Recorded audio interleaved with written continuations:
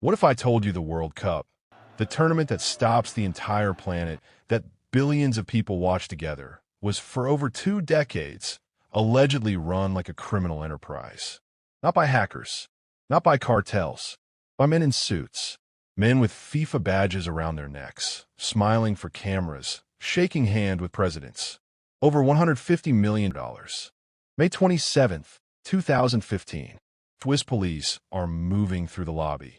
They're not looking for jewel thieves. They're here for the most powerful men in the world's most popular sport. Room by room, officers knock. No handcuffs in the hallway.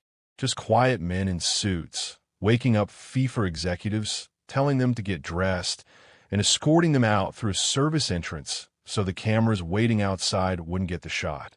They failed. The cameras got the shot anyway. According to U.S. prosecutors, this wasn't one bad executive taking one bad bribe. This was a 24-year criminal enterprise, hiding inside the organization that runs the World Cup. $150 million, allegedly funneled through shell companies, offshore accounts, and secret handshakes, while the men running the beautiful game got rich off the back of it. This is the story of how FIFA, an organization that markets itself with the slogan for the game, for the world, allegedly became what the FBI itself called a World Cup of fraud. Stick around. By the end of this video, you'll understand exactly how it worked, who got caught, who walked free, and the uncomfortable question nobody in world football wants to answer. Is the game actually clean today? Let's go back to the beginning. In the 1980s and 90s, football exploded commercially. Television changed everything. The World Cup became one of the single most valuable products in the history of broadcasting, an audience of billions tuning in at the same time for the same event. Nothing else on earth reaches people quite like that. Broadcasters were suddenly willing to pay hundreds of millions of dollars for the rights to air these games. Sponsors wanted their logo on the jersey. Marketing companies wanted exclusive control over selling those rights. Countries wanted to host the tournament for the prestige and the money it brought in. Football wasn't just a sport anymore. It was one of the most valuable commercial products on earth. So who decided who got all of that money? Not a public board, not shareholders. A relatively small group of football executives and regional confederation leaders. A handful of men with almost total discretion over billion-dollar deals. Concentrate that much money in that few hands with that little oversight, and you've built the perfect conditions for corruption. According to U.S. prosecutors, that's exactly what happened. Here's how the alleged scheme worked. A sports marketing company wants the rights to a major tournament. Legitimate business, so far. But according to prosecutors, instead of a fair bidding process, a football executive quietly makes it known the deal comes with a price. A bribe. The money doesn't move directly. That would be too easy to trace. Instead, it allegedly gets pushed through a maze, shell companies with no real operations, wire transfers broken into pieces, sometimes straight cash, sometimes consulting fees for consulting that never happened. The marketing company gets its contract, exclusive rights to broadcast or market a tournament worth hundreds of millions. And everybody wins, except football itself. Federal prosecutors describe the culture as, quote, rampant, systemic, and deep-rooted, spanning 2 full generations of soccer officials. Young officials came up watching their predecessors do it, and simply continued the tradition. And one man becomes central to how this all came apart. Chuck Blazer. Blazer was one of the most powerful men in North and Central American football for years. In the early 2010s, he came under investigation, initially for tax issues. Facing serious prison time, he made a decision that would bring the entire alleged network down. He agreed to cooperate. He didn't just talk. He wore a wire.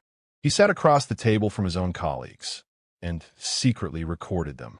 Those recordings became some of the most damning evidence in the entire case, cracking open the door to the whole alleged network. Before we get to the arrests, hit that like button. It genuinely helps this video reach more people. Subscribe to Giant Theft for more deep dives into the biggest scandals and corruption stories in the world. And drop a comment. What's the most shocking part of this story so far? By 2015, after years building the case, much of it thanks to Blazer, investigators believed they finally had enough.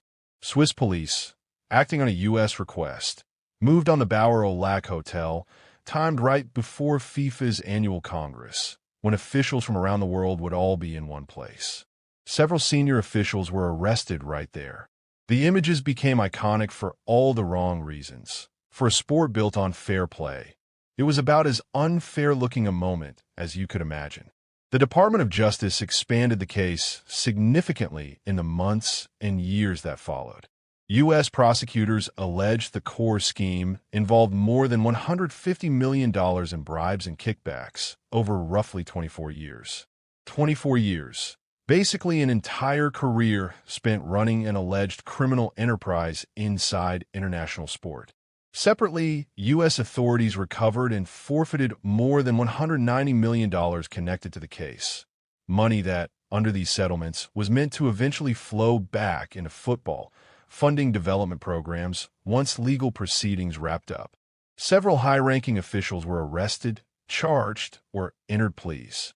Chuck Blazer pleaded guilty to multiple offenses and cooperated extensively, becoming the linchpin of the entire case.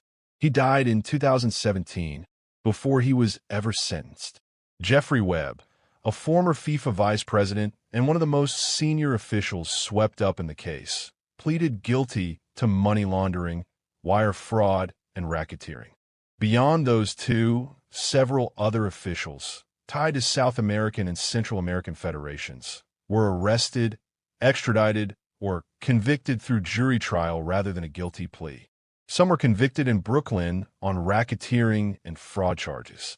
Others were extradited to face proceedings in their home countries. Not everyone named in this investigation ever stood trial in the U.S. Some remained in countries that don't extradite their own citizens. Some died before trial. Some denied everything and were never convicted of anything.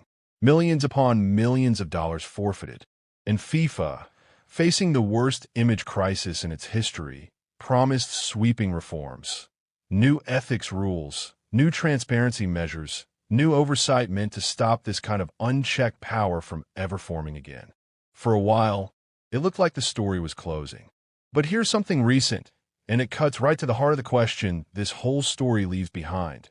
In May of 2026, 11 years to the day after those original arrests, a U.S. federal judge dismissed charges against one of the last remaining defendants in this case, after the Department of Justice signaled the case no longer fit its current priorities. It's the second major bribery case the department has dropped in recent years. The people running the world's most popular sport allegedly turned it into a personal cash machine. For more than 2 decades, they sold their influence, took secret payments, and put their own wealth ahead of the game they were supposed to protect. FIFA says it's reformed. New leadership, new rules, new promises. But is football actually clean today? Or did the corruption simply evolve? Quieter, smarter, harder to catch than a hidden wire in a hotel room? If this video opened your eyes to how deep this actually went, make sure you're subscribed to Giant Theft. This is exactly the kind of story we dig into.